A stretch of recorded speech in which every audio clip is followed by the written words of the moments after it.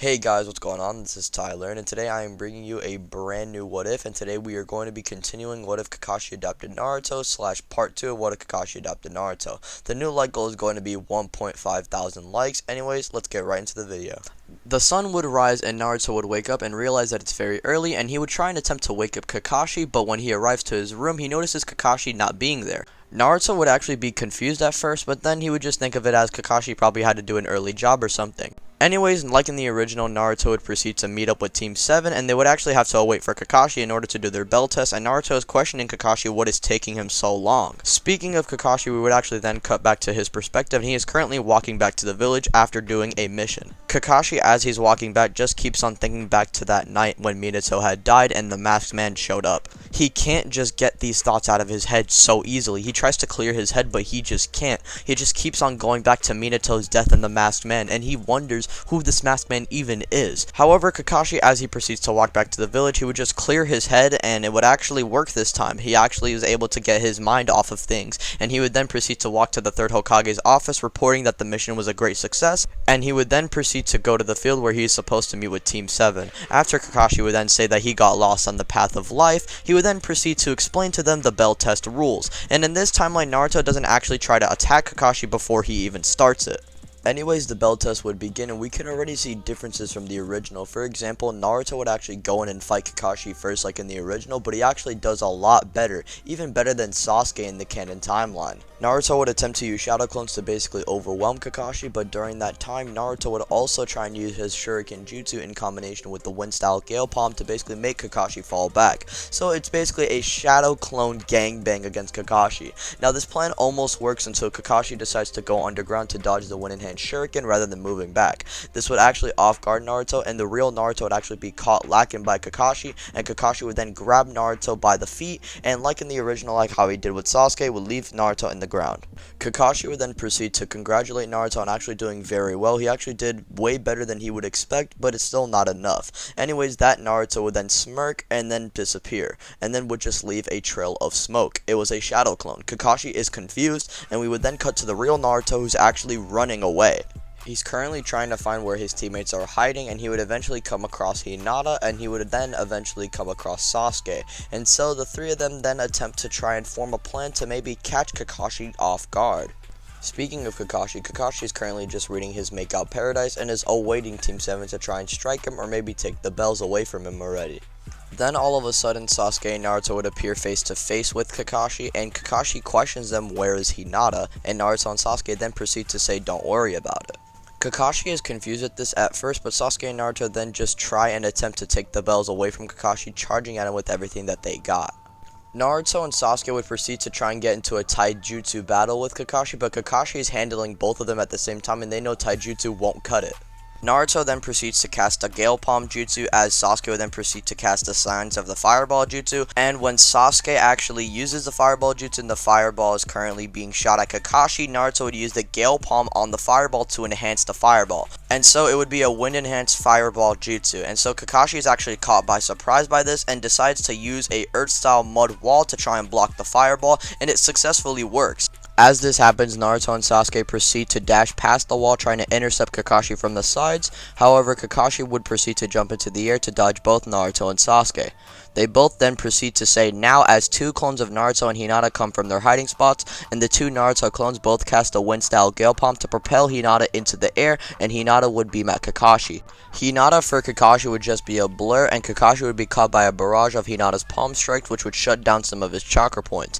Both Kakashi and Hinata both fall back to the ground, but both of them catch themselves in the process. As Kakashi falls to the ground, Hinata, along with Sasuke and Naruto, would charge at Kakashi. Before Kakashi could try and attempt to dodge, Hinata would strike Kakashi's leg, shutting down his chakra points, which means he is unable to move. And so Sasuke and Naruto proceed to take the two bells, and Team 7 passes the bell test. Kakashi would then congratulate Team 7, and he would then say that they're going to be doing a couple of D rank / low ranking missions, not really C rank or above, till they basically are ready for a C rank or a higher level of missions. So they're basically going to train while doing missions, and I feel like having them train actually makes sense since Hinata and Naruto have actually trained with Kakashi before, and since Sasuke is an Uchiha and Kakashi also has a Sharingan, and Naruto knows this, Naruto would probably suggest Kakashi to train Sasuke, and so Sasuke, Naruto, and Hinata would train with Kakashi over the course of the 1 month. And the reason I said 1 month, in case you guys didn't know, is because there's actually a 1 month gap between the after the bell test and right before the Land of Waves. So without further ado, let's get into the 1 month training arc. Now Team 7 during their 1 month of training would know about Kakashi's Sharingan, and Sasuke would ask Kakashi personally to help him achieve this. Now during the 1 month, I believe since Naruto and Hinata and Sasuke would train a lot during this 1 month gap, it wouldn't be impossible to say that Team 7 do the water walking and true walking exercises. So I'm going to say that they're actually going to get that out of the way before the Land of Waves arc even begins. Now eventually, due to his intense training, Sasuke would actually unlock his one Temo Sharingan, and Sasuke and Naruto would probably become rivals over the course of this 1 month, since they're actually rivaling each other and always sparring every single day.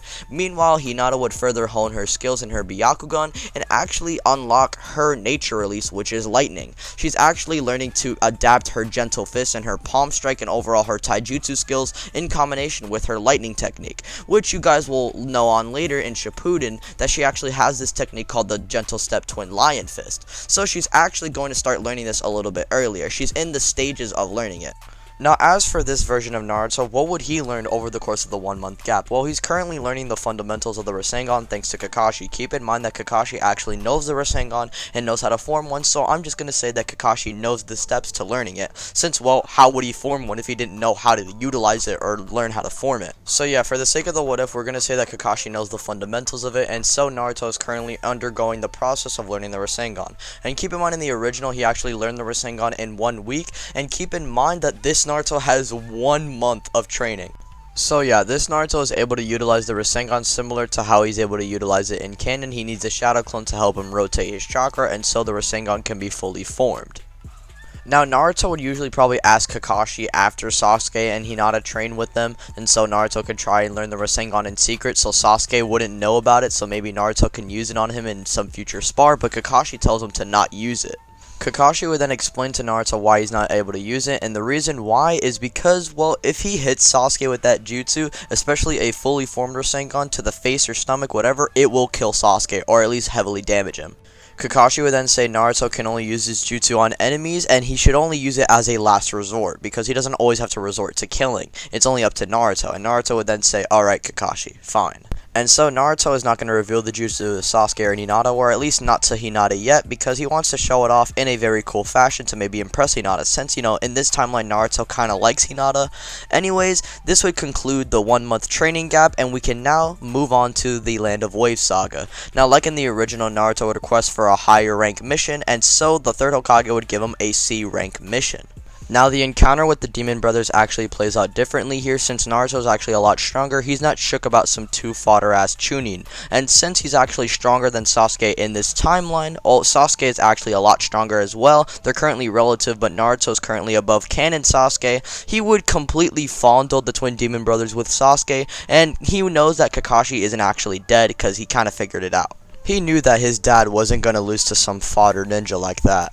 And like in the original, they would find out that it's not actually a C rank mission, and Tazuna lied. Also, we wouldn't get that speech about Naruto, since he wouldn't necessarily stab himself, since he wouldn't be poisoned in the first place. And so Team 7 would really just be walking until they encounter Zabuza, and like in the original, Kakashi would then proceed to say how he won't let his comrades die, and Naruto, Hinata, and Sasuke are currently protecting Tazuna as best as they can, while Kakashi deals with Zabuza. Now, when Zabuza and Kakashi both begin their fight, like in the original, he would cast his hidden mist jutsu, and Hinata and Sasuke would actually react to this by activating their dojutsu, Hinata activating her Byakugan, and Sasuke activating his Sharingan. When Zabuza tries to attempt to basically go to Tazuna, Sasuke and Hinata are able to perceive this, but Kakashi would quickly blitz to their aid, and this would actually give Zabuza the advantage, because Kakashi is always relying on trying to defend his comrades, and so Zabuza decides to use this to his advantage. He actually makes Kakashi Kakashi think he's going to try and kill his teammates, and so when Kakashi tries to rush in, Zabuza would sneak attack him, kick him away. He would kick him away into a nearby body of water, and Zabuza would proceed to blitz over to Kakashi and cast a water prison jutsu, trapping Kakashi, and now Team 7 have to deal with a Zabuza water clone. This clone of Zabuza would attempt to actually rush at Tazuna, but when Sasuke, Hinata, and Naruto attempt to try and protect Tazuna, Zabuza actually reveals that this was just a fluke for him to get the upper hand on them, and he would proceed to bully Sasuke, kick him away. He would then slam Hinata into the ground, and he would headbutt Naruto away. Sasuke's vision begins to fade, Hinata is almost out of commission, and Naruto is heavily damaged, but he is mostly pissed off more than anything. And so Naruto would attempt to try and rush at Zabuza before Zabuza would just kick away Naruto.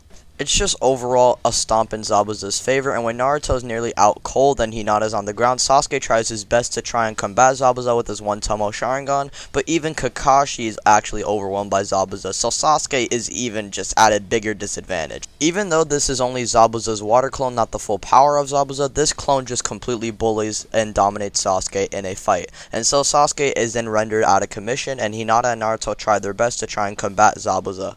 Zabuza would then proceed to cast the hand signs of the water-style water dragon jutsu. Kakashi is shocked, and he would then say to Zabuza that these guys are just Genin and that if they get hit by this jutsu, they will be dead. And so Zabuza would smirk, and he would proceed to finish off the hand signs, and then he would then scream out water-style water dragon bullet jutsu, and then the water dragon would then come out rising and rushing at Hinata and Naruto. Hinata then proceeds to try and dodge, but before that happens, she notices that Naruto is actually in trouble, and so she pushes Naruto out of the way, getting hit by the water dragon.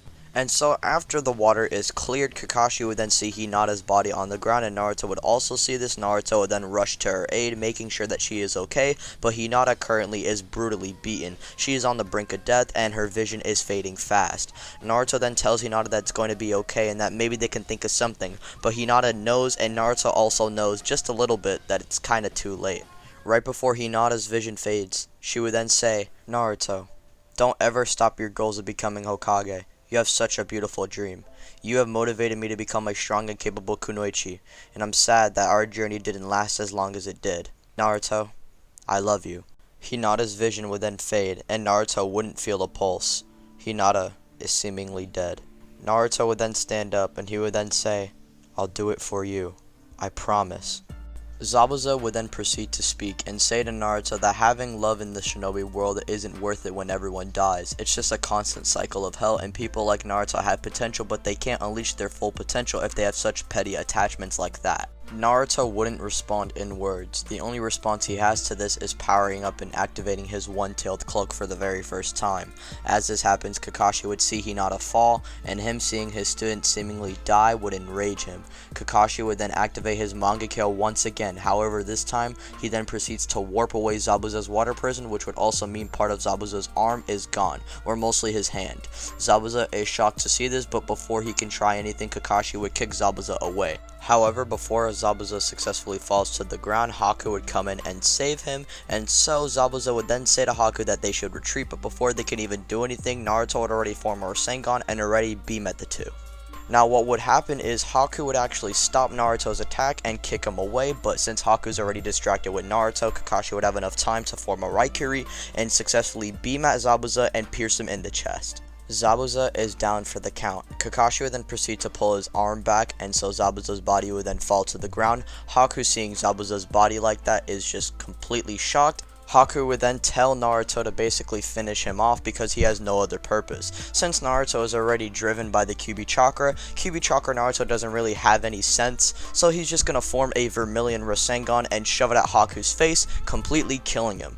So Zabuza and Haku are no longer threats, and with the threat out of the way, Kakashi and Naruto would both fall to the ground due to exhaustion, and then they would eventually wake up to Sasuke, Hinata, and Tazuna, and they are in a random house. They would then explain that they're actually at Tazuna's house, and Sasuke woke up first, and he carried Hinata while Tazuna carried Naruto and Kakashi. Naruto, seeing Hinata for the very first time ever since the Zabuza fight, is shocked and happy that she is alive, and he would then proceed to kiss her on the forehead, saying that he did remember what she said to him during the Zabuza fight, and that maybe they can go pick up some Ichiraku ramen after this mission is over. Hinata would just be completely red and she would just pass out. They would then laugh a little bit, and Kakashi is surprised that Naruto's game is on point. Anyways, they would then await for Kakashi and Naruto's injuries to recover along with Hinata's, and they would eventually arrive at where Tazuna is supposed to build the bridge. However, they would actually encounter Gato and his men. Gato would then explain to Team 7 that he never got a response from Haku and Zabuza, and they're both worthless, so he's gonna have to do everything by himself and stop them from building the bridge. Naruto, hearing this, is actually enraged by this, since Gato basically caused Hinata's near-death experience. So Naruto then proceeds to form multiple shadow clones, along with Hinata activating her Byakugan and Sasuke and Kakashi activating their Sharingan. With all of them combined, they would completely wash all of Gato's men, and out of fear for his life, Gato would just jump off into the ocean, and he would never try and mess with anyone again. And so the threat of Gato is done, along with Zabuza and Haku, keep that in mind. And so they would then await for the bridge to be finished, and that would conclude the Land of Waves arc.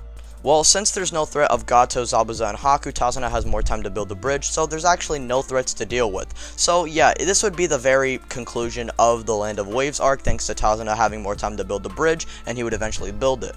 Now, we would get into the Chunin exams, but this video is already long enough, so we'll save that for part 3. Did you guys like this video? Did you guys hate it? Let me know down in the comment section below. If you are new, be sure to hit the subscribe button, also hit the notification bell, just in case you guys don't want to miss any uploads, and be sure to share with your friends. With that out of the way, ladies and gentlemen, I'm going to get up out of here. Peace out. Bye.